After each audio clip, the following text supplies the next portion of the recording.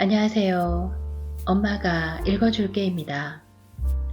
오늘 소개할 책은 보이지 않는 것에 의미가 있다입니다. 지은이 김혜남, 펴낸 곳 포르체입니다. 저자는 집에서 사랑을 독차지한 선망과 질투의 대상이었던 언니의 죽음으로 정신분석을 전공하게 되었고, 사랑에 목마른 그러나 사랑이 두려운 영혼들에게 꼭 해주고 싶은 말이 있어 이 책을 쓰게 되었다고 합니다. 정신과 전문의이자 교수인 저자는 오랫동안 파킨슨병을 앓아왔다고 하는데요. 이 책은 병이 나기 전까지 영화를 보며 썼던 글인데, 영화를 통한 정신분석 이야기는 독자가 적다는 이유로 출간을 거절당해 이제야 나오게 되었다고 합니다. 이 책에 소개된 영화들은 대부분 오래된 영화인데요. 예전에 봤던 영화가 단편적으로 조각조각 기억나기도 합니다. 영화 봄날은 간다에서 이영애의 대사 라면 먹고 갈래? 유지태의 사랑이 어떻게 변하니? 이 대사가 아직도 기억에 납니다. 영화를 보면 영화 속 상황과 인물들의 감정이입이 될 때가 많은데요. 이 책은 영화 속에 등장하는 다양한 인물들의 심리를 분석하고 간접 경험을 통해 우리가 알지 못했던 타인의 세계를 깨닫게 합니다.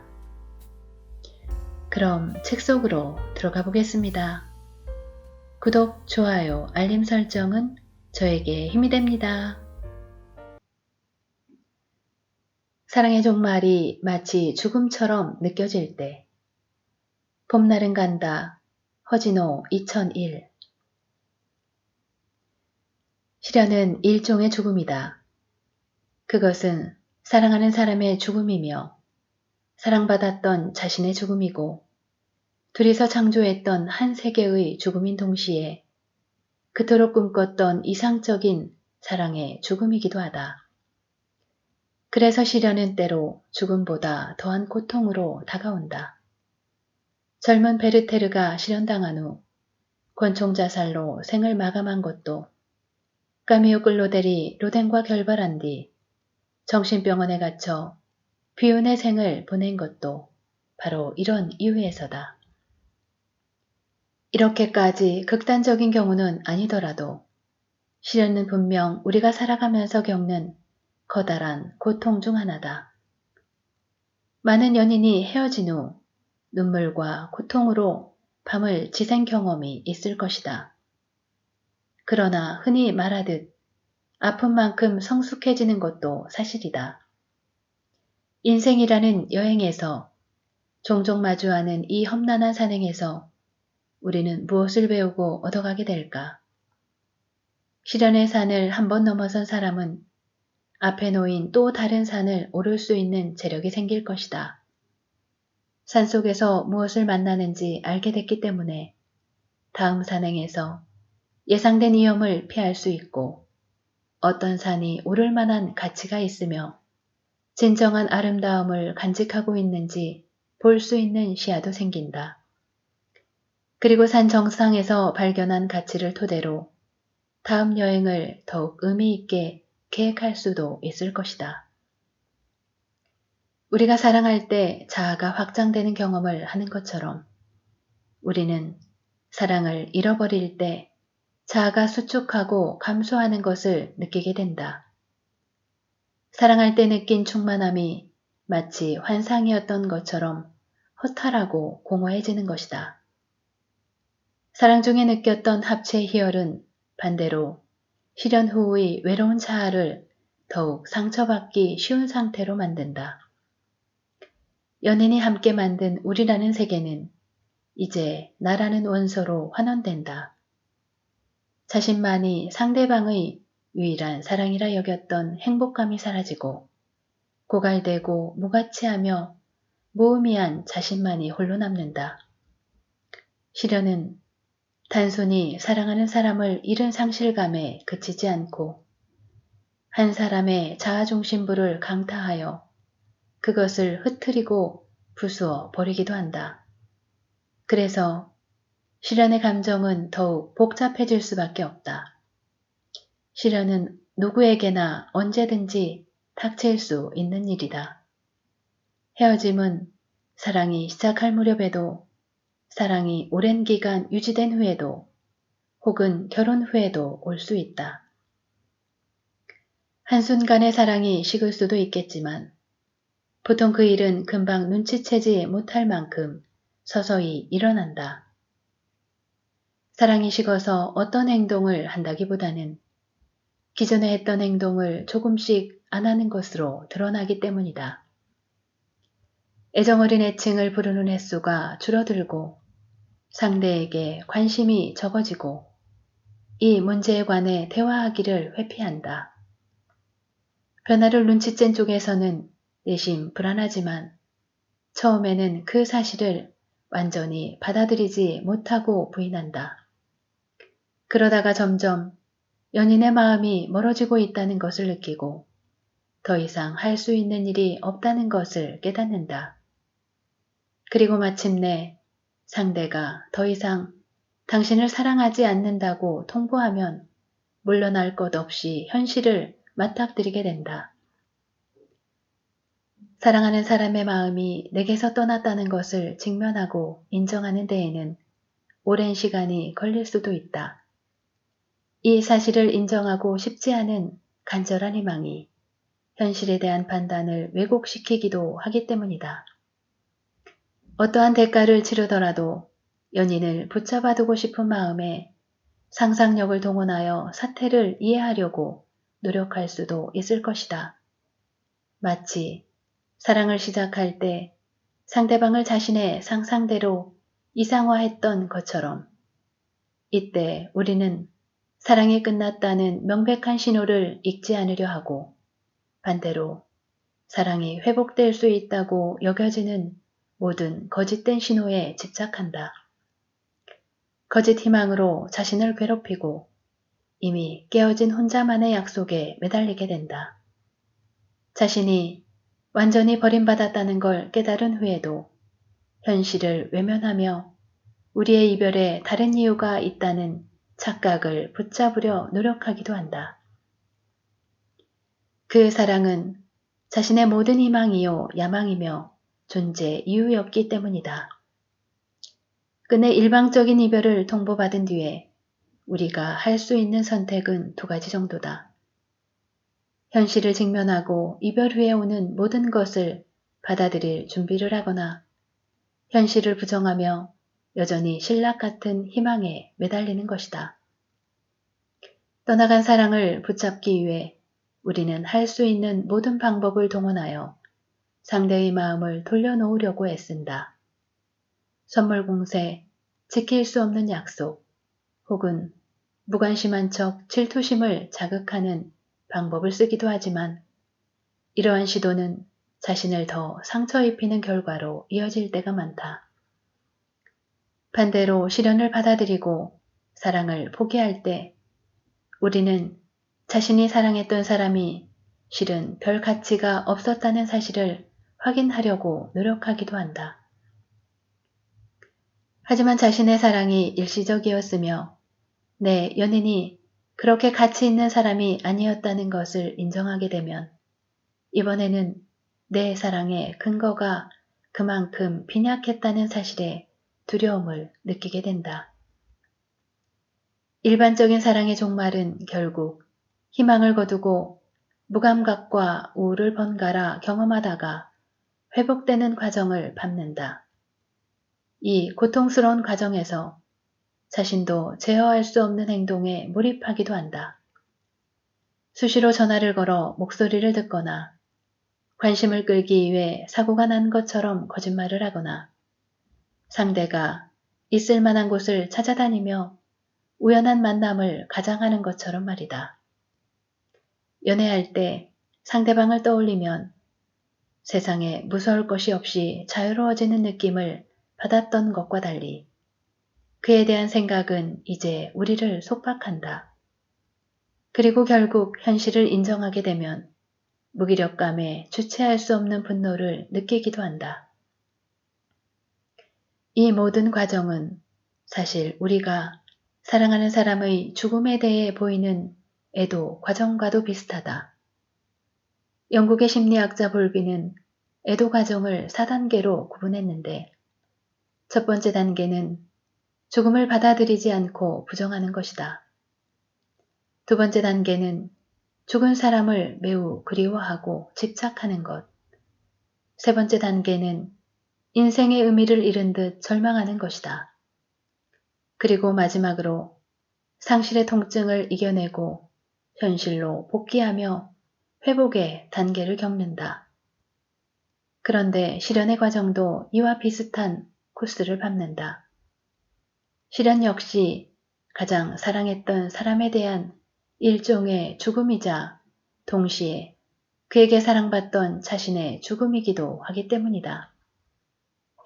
영화 봄날은 간다에서 상우는 자연의 소리를 채집하는 사운드 엔지니어로 강릉 방송국의 PD이자 DJ로 일하는 은수를 만나 불같은 사랑에 빠진다. 그리움은 한밤중에 상우를 서울에서 강릉까지 달려가게 만들고 은수를 차가운 밤기류에 쭈그리고 앉아 연인을 기다리게 만든다.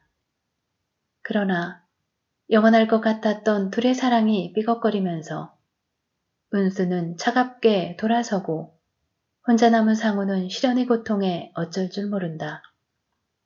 그는 은수의 사랑이 식었다는 사실을 부정하며 그녀에게 매달리다가 분노하고 끝내 절망한다. 이제는 사랑이 아닌 분노가 그를 한밤중에 서울에서 강릉까지 내달리게 하고 사랑했던 연인의 새 차를 긁어버리는 유치한 행동까지 하게 만든다. 아무도 만나지 않고 겨울 내내 홀로 괴로워하던 상우는 할머니의 죽음을 계기로 서서히 정신을 차리고 일어난다. 그리고 다시 녹음기를 잡고 자연의 소리를 채집하러 가는 그에게 더 깊고 아름다운 세상의 소리가 선명하게 들려온다. 이 영화는 실연의 고통과 그 과정을 생생하게 보여준다. 그리고 그것은 과거 행복했던 남편과의 추억만을 기억하고 나머지는 다 잊어버린 상우의 치매 걸린 할머니로 운유되기도 한다. 그러나 꽃분홍 치마 저고리를 입고 과거에 묻혀 살아가던 할머니에 반해 상우는 결국 그 기억을 뒤로한 채 현실로 돌아온다. 오히려 이 영화에서 진정으로 불행한 사람은 바로 은수다. 은수는 애도를 하지 못하는 인물이다.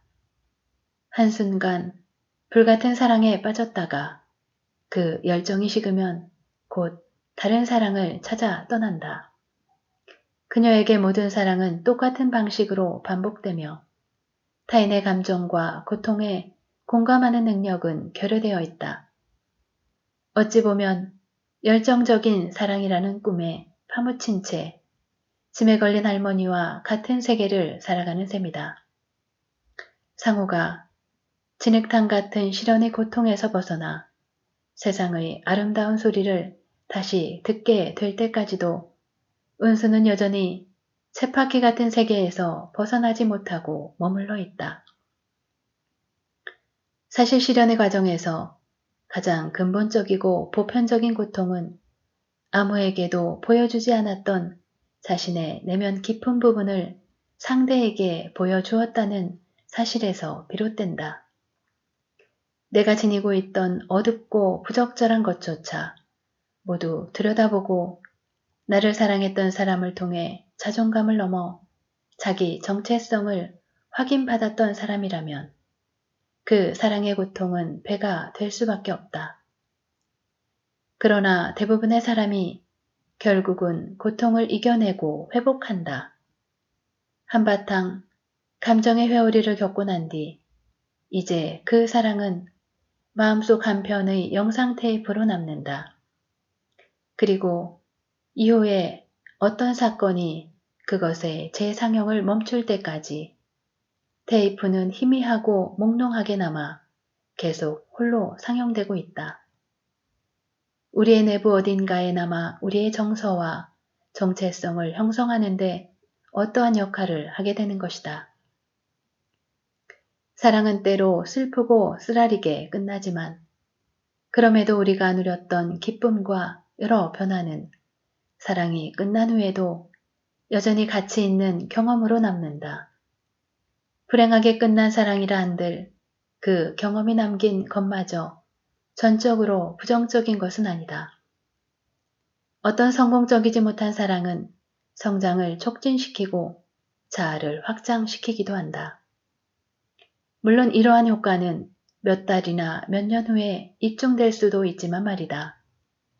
그래서 이미 끝나버린 사랑에 대한 향수는 여전히 우리에게 중요하다.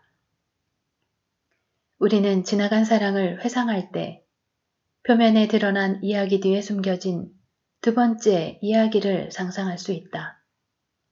만일 상우가 운수의 참모습을 조금 더 일찍 볼 수 있었더라면, 만일 은수가 그때 조금 다른 선택을 할 수 있었더라면, 우리는 일어나지 않은 두 번째 가능성을 통해 영원히 죽지 않는 사랑을 꿈꾸기도 한다.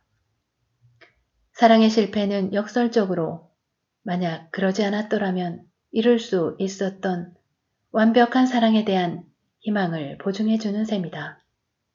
그럼으로써 우리는 완벽한 사랑을 향한 우리의 이상화된 믿음을 유지할 수 있고 우리의 꿈을 이루어줄 미래의 사랑에 대한 희망을 가지게 되는 것이다.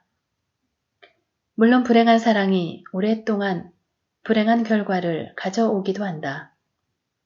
특히 이미 심리적으로 상처받기 쉬운 상태였다면 실연의 상처로 계속 자존감이 떨어지고 미래에 대해 희망적인 시야를 갖는 것이 힘들어지기도 한다. 상처에서 쉽게 회복하지 못하고 여전히 지나간 사랑에 묶여 새로운 사랑을 하지 못하는 경우도 있다.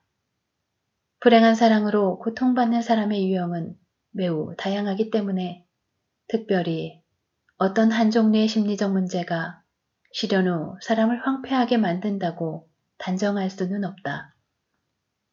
다만 우리는 자기 자신의 충족되지 않은 욕망과 좌절의 무게를 사랑의 무게 위에 더하게 된다. 상대를 인내할 수 있는 능력, 건강하게 용서할 수 있는 능력 등을 포함한 개인의 기질 역시 사랑의 운명을 결정짓는 요인이다. 그래서 사랑의 운명은 어떤 개인과 개인이 만나느냐에 따라 늘 새로운 방향으로 뻗어나간다. 그러니 어떤 사랑이 나를 고통스럽게 만들었다 한들 다른 사람과 다른 사랑을 시작한다면 또 새로운 형태의 사랑이 탄생할 것이다. 사랑은 우리 인생의 중심부에 놓인 중요한 요소 중 하나로 다른 사람과의 관계를 유지시키는 매개체가 되기도 그 자체가 인생의 의미를 찾아가는 이정표가 되기도 한다. 사랑과 건강하게 동반하기 위해서는 그것을 짓누르는 무거운 짐을 줄이고 지나간 사랑을 걸음 삼아 다시 피어나는 힘도 필요하다. 사랑이 우리 삶에서 고통을 넘어 그 자체의 진정한 가치를 꽃피워내기 위해서는 말이다. 그들은 오래오래 행복하게 살았습니다. 그 다음은 슈렉 포에버, 마이크 미첼 2010 아기가 세상에 태어나 처음 접하는 세상은 어떤 느낌일까? 숨쉬는 노력조차 필요 없는 엄마의 자궁 속 세상에서 가장 안락하고 편안한 곳에서 엄마의 심장박동 소리를 자장가 삼아 둥둥 떠다니다가 세상 밖으로 나왔을 때 아기는 이제 모든 게 달라졌다는 사실을 알게 된다. 이전에는 어머니와 내가 온전히 하나였는데 어느 순간 다른 개체로 분리되어 혼자 할 수 있는 일이라곤 그저 울고 발버둥치며 배고픔과 불편함을 호소하는 것뿐이다. 무력하고 불완전한 존재로 세상에 나와 나라는 독립된 존재를 받아들인다는 것은 태어나 처음 겪는 엄청난 충격일 것이다. 그래서 오토랭크라는 분석가는 사람이 받게 되는 충격의 원형으로 출생의 충격을 꼽기도 했다. 하지만 완전한 엄마의 통제와 보호 속에서 벗어나 나 자신을 자각하기 시작하면 어느덧 세상이 호기심과 활력으로 가득하다는 것을 알게 된다. 다만 그 갑작스러운 변화를 이해하고 적응해 나가는 과정에 부모의 도움이 필요한데 이때 아이에게 도움이 되는 것 중에 하나가 바로 부모님이 잠자리에서 들려주는 옛날 이야기이다. 아이들은 자라면서 수많은 동화를 접한다.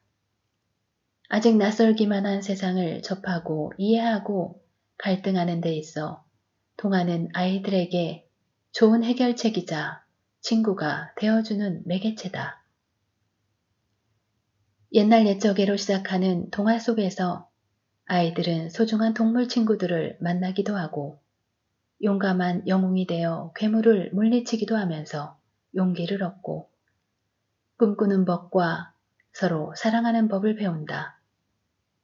다만 동화는 아이들의 시각에 눈높이를 맞추기 때문에 동화 속의 세상은 선과 악으로 명확히 구분되는 경우가 많다.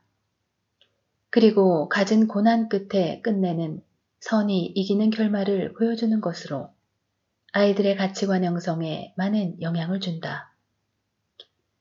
그래서 대다수의 동화는 승자의 이야기를 다룬다. 주인공은 악당이나 괴물을 상대로 늘 승리를 거머쥐고 그렇게 패배한 자들의 뒷이야기에는 아무도 관심을 갖지 않는다. 또한 선한 쪽은 항상 아름답다. 신데렐라가 착하기만 하고 예쁘지는 않았다면 왕자의 사랑을 받을 수 있었을까? 잠자는 숲속의 공주가 예쁘지 않았다면 그렇게 많은 왕자가 목숨을 걸고 공주를 구하려 했을까? 공주를 구한 왕자가 못생기고 볼품없었다면 공주는 왕자와 사랑에 빠졌을까? 미녀와 야수에서 야수는 결국 잘생긴 왕자님이 되어 사랑을 완성시키고 미운 오리 새끼는 결과적으로 백조가 되어 우아함을 뽐낸다.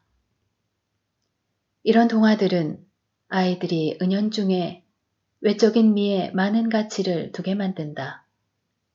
그러나 동화 밖으로 나와 현실적으로 생각해보면 끝내 백조가 될 수 없는 미운 오리 새끼는 어떻게 살아야 할까?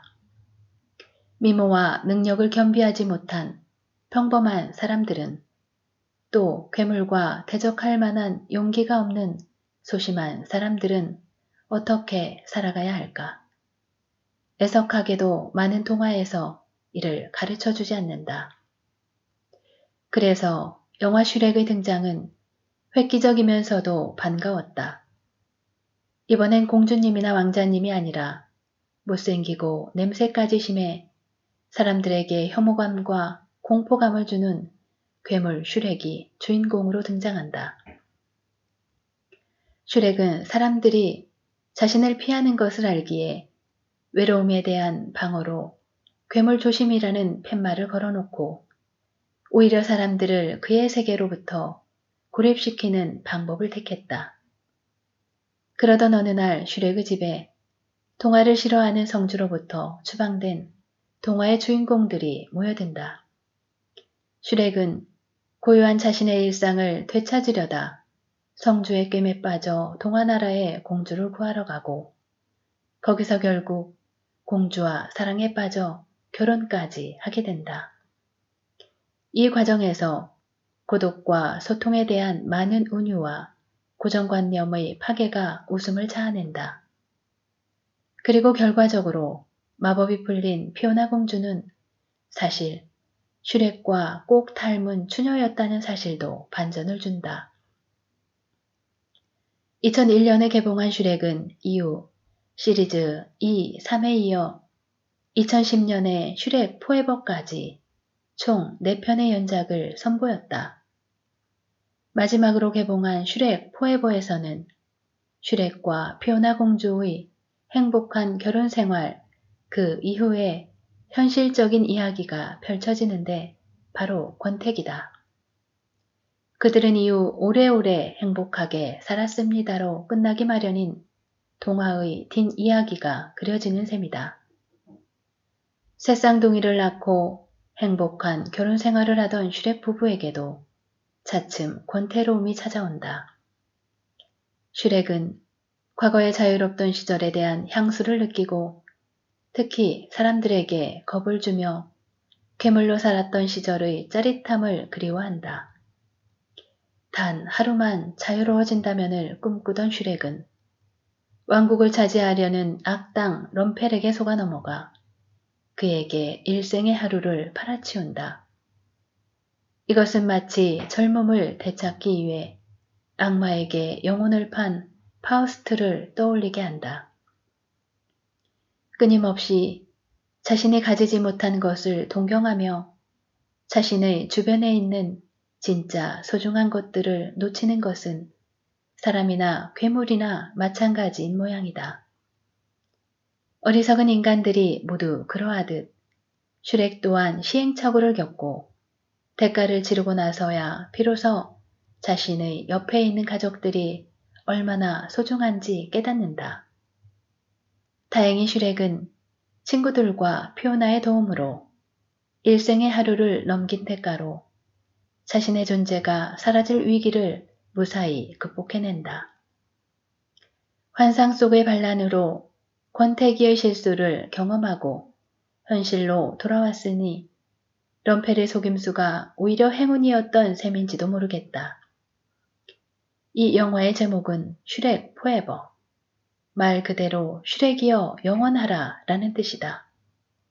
그러나 영화 속의 슈렉은 이제 문명에 길들여진 인간에 가까운 존재이지 예전처럼 반항적이고 무서운 괴물 같은 존재는 아니다. 문명화된 슈렉이 자기 안에 있는 야성의 슈렉을 일깨우고 그리워하지만 끝내는 소중한 일상으로 되돌아오는 영화.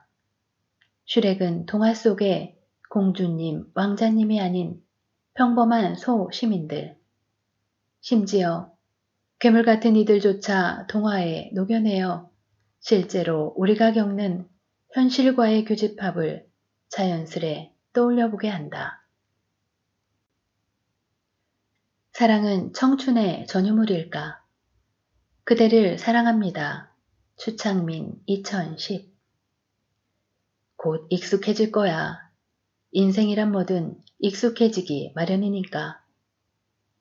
영화 그대를 사랑합니다에서 사랑하는 사람을 떠나보내고 외로워하는 할아버지를 걱정하는 손녀딸에게 할아버지가 건네는 말이다. 그래, 맞는 말이다. 고통도 시간이 지나면 익숙해지고 나중에는 고통 없는 시간이 도리어 낯설게 느껴지기도 하는 게 우리네 인간이다. 그래서 히로애락이 요동치는 이 세상에서 시간이 약이다 라는 말은 변명처럼 들리는 위로이면서 한편으로는 변하지 않는 진실이기도 하다. 그런데 여기에 딱 하나 예외가 있다. 그것은 바로 외로움이다. 외로움은 아무리 시간이 지나도 익숙해지지 않을 뿐 아니라 시간이 지날수록 오히려 그 부피가 더 커지기도 한다. 게다가 외로움에 오래 방치되면 면역이 떨어지면서 우리의 심신은 더욱 시들어간다.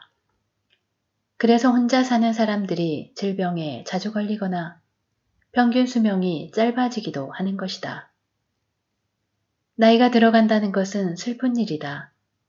그것은 젊음과 활력을 잃고 세상의 중심부에서 주변으로 밀려나 잊혀가는 존재가 된다는 것을 의미하기도 한다.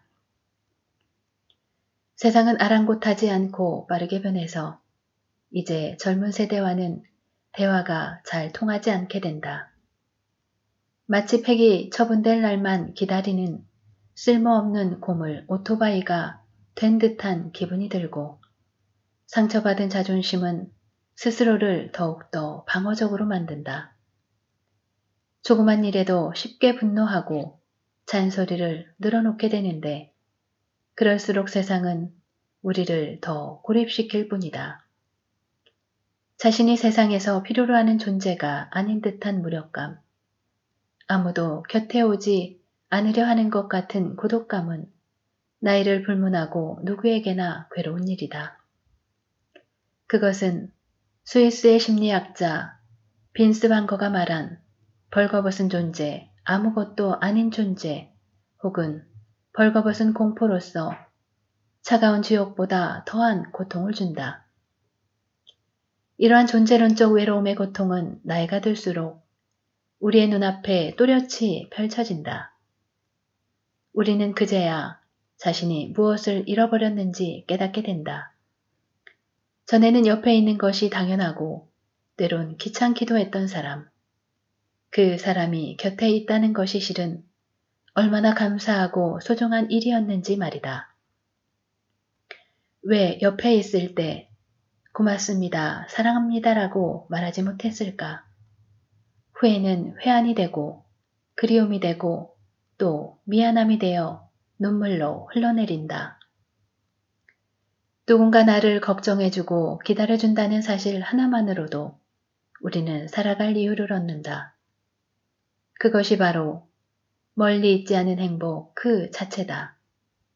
그래서 비록 병들고 수발이 필요한 배우자라 할지언정 나를 필요로 하고 기다려준다는 사실만으로도 감사하다는 것을 깨닫게 되는 것이다. 영화 그대를 사랑합니다는 이런 노인들의 삶과 사랑을 다루고 있다. 이 영화의 주인공으로는 4명의 노인이 등장한다.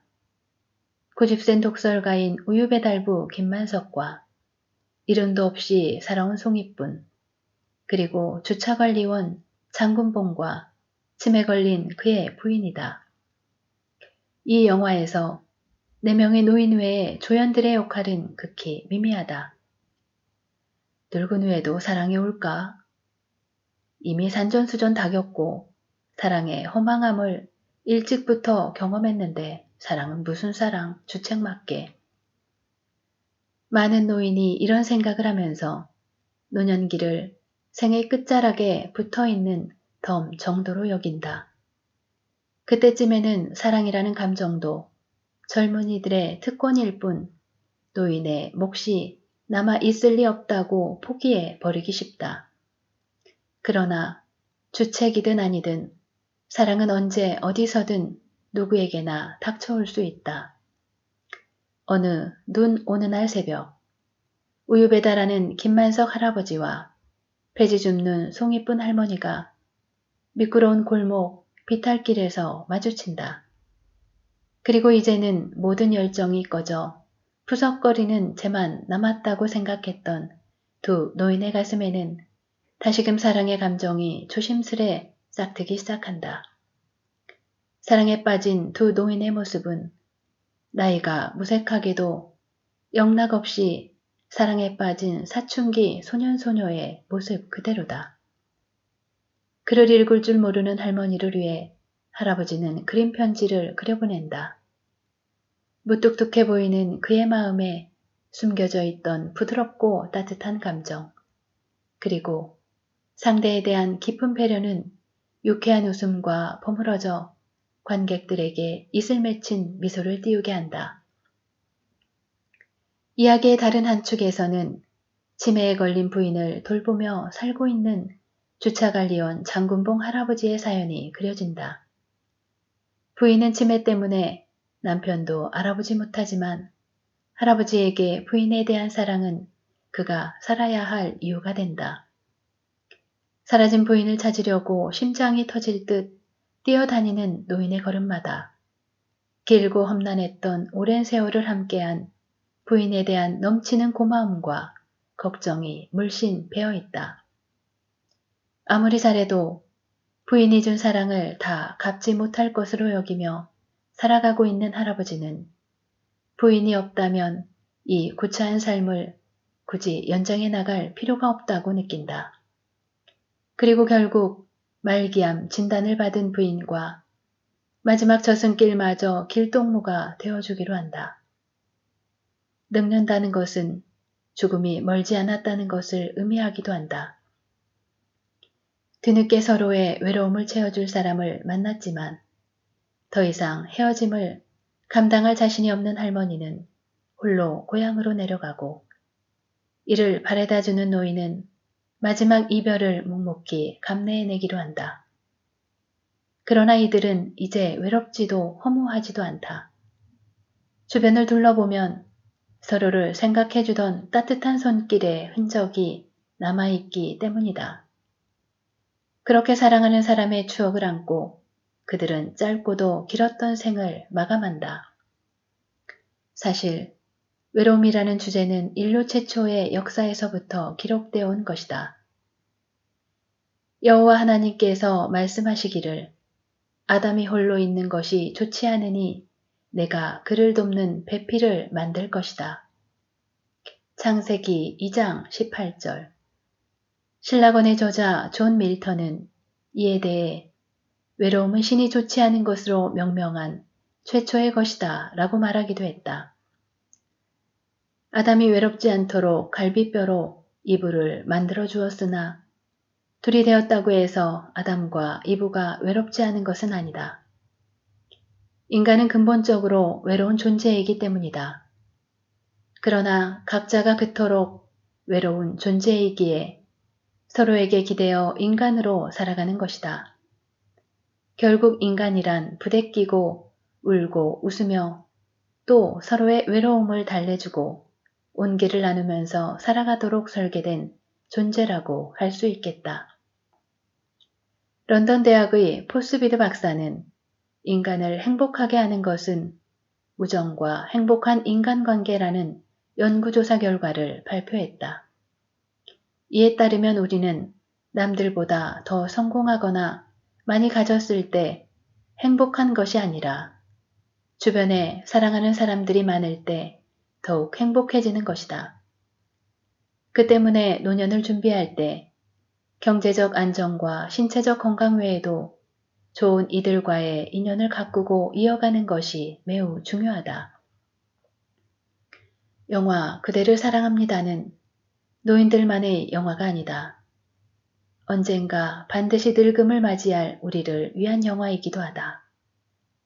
영화 속 4명의 노인들은 우리를 향해 안타까운 듯이 조언한다. 지금이라도 늦지 않았으니 당신 곁에 있는 사람에게 감사하고 그 사람의 말에 귀를 기울이세요. 결국 우리 삶의 마지막 시간을 함께 나누며 인생에 의미를 불어넣어줄 사람은 지금 당신 옆에 있는 바로 그 사람입니다. 이제 손을 잡고 나지막이 속삭여보세요. 그대를 사랑합니다라고. 아들아, 가장 좋은 계획은 무계획이란다. 기생충, 봉준호 2019.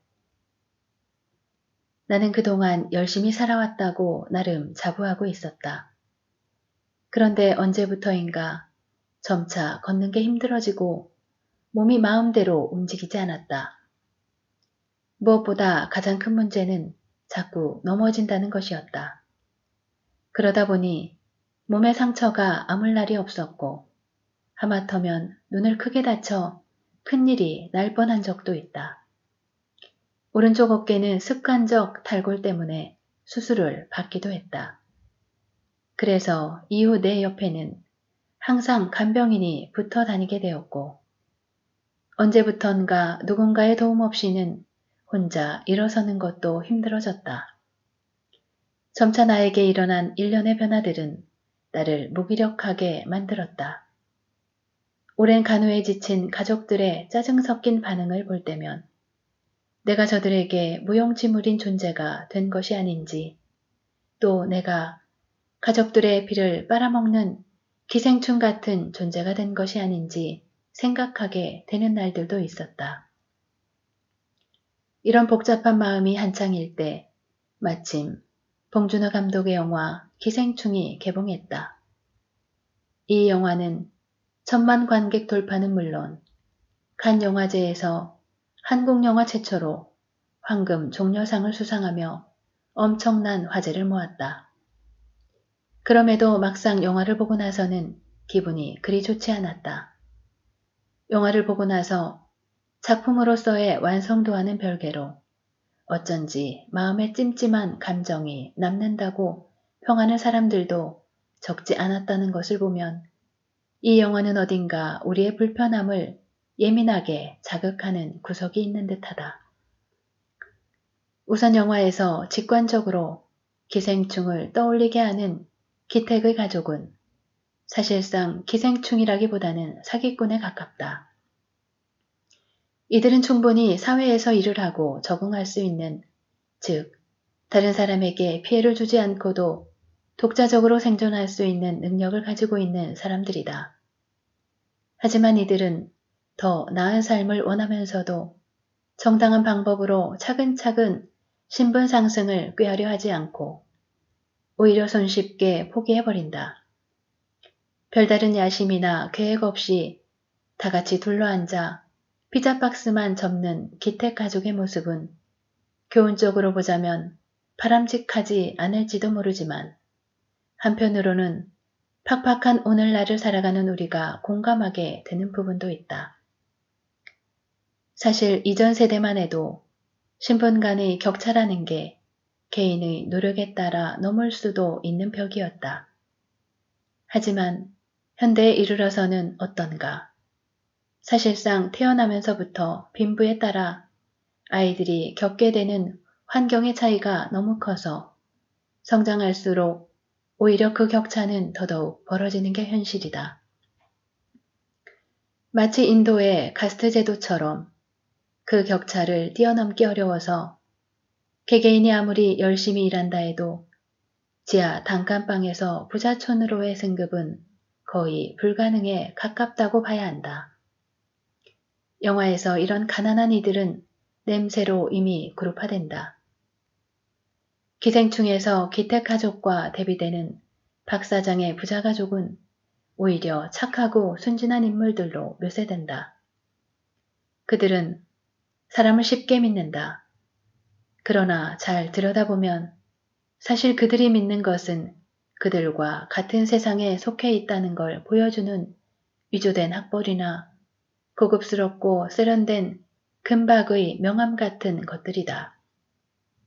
반지하까지 끝없는 계단을 내려가야 만날 수 있는 그들 바깥 세상의 삶은 그들이 접할 일도 없고 접할 필요도 없는 별개의 세계다. 그러나 자신도 모르는 사이에 그들의 세계에 바깥 세상의 한 가족이 침투해 오기 시작한다.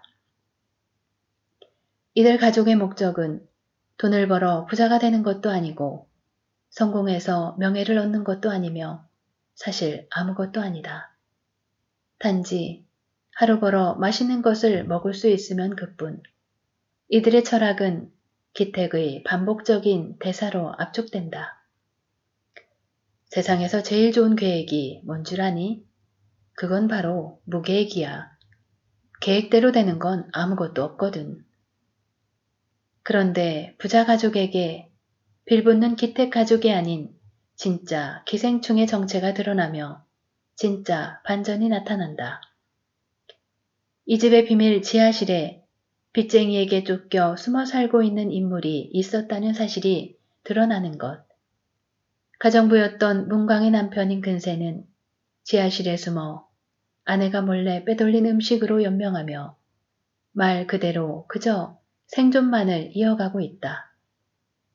아무것도 하지 않고 하루 세 끼의 밥에 만족하며 이런 상황을 가능하게 해준 집주인을 찬양하며 살고 있는 것이다.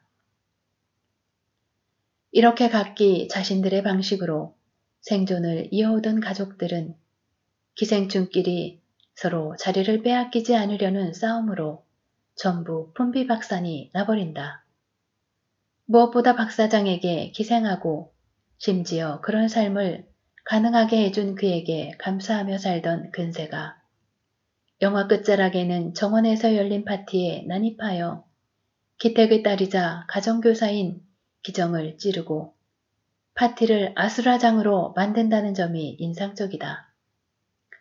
그 와중에 설상가상으로 조금씩 쌓여온 열등감과 분노를 이기지 못한 기택이 박 사장을 칼로 찌르고 도주하는데 이 역시 충격적이면서도 흥미로운 결말이다. 인디언 주장으로 분장한 박 사장은 기택과 근세 가족을 먹여 살리는 숙주의 역할을 하고 있었음에도 왜 그들은 박 사장의 세계를 공격하고 끝내 죽여야 했을까? 이는 마치 프랑스 혁명을 연상시키는 부분이 있었다. 기택 가족이 아무리 애써도 그들은 결코 박 사장에 속한 부자들의 세계에 편입될 수 없을 것이다. 아무리 치밀한 계획을 세워도 기택 가족에게 허락된 영역은 어디까지나 선을 넘지 않는 지점까지다. 그 와중에 박 사장은 그 아수라장 속에서도 기택의 냄새에 인상을 찡그린다. 불공평과 차별이 심하고 이것이 개선될 여지가 없어 보일 때 결국 기생충처럼 보였던 힘없는 존재의 분노가 폭발하기 때문이다. 기생충의 결말은 아무리 힘겨운 삶이라도 가지고 있는 모든 것을 빼앗기더라도 그래도 내 인생을 디자인할 수 있는 최소한의 자유는 남겨두어야 한다는 사실을 떠올리게 한다. 인간이 인간으로서 살기 위한 최소한의 공간과 여유, 존엄성이 없다면 그 어떤 세계도 견고하게 유지될 수 없을 것이다. 기생충의 역사라는 인간다운 삶, 어쩌면 이러한 메시지가 사람들이 이 영화를 불편해하면서도 한편으로는 열광했던 이유가 아니었을까 싶다. 결국 숙주와 기생충의 아슬아슬한 공생이 무너진 뒤 기택은 다시 가장 기생충에 가까운 삶으로 돌아가게 되고 아들 기우는 그를 언젠가 해방시키기 위한 계획을 세운다. 그 계획은 이론적으로는 그럴듯하나 한순간 눈앞을 가렸다 흩어지는 안개처럼 요원해 보인다. 계획을 세워봤자 실현할 길이 없는 기생충의 삶 때문에 무계획이 최선일 수밖에 없었던 그들의 마지막 계획은 과연 이루어질까? 지금까지 보이지 않는 것에 의미가 있다 였습니다. 감사합니다.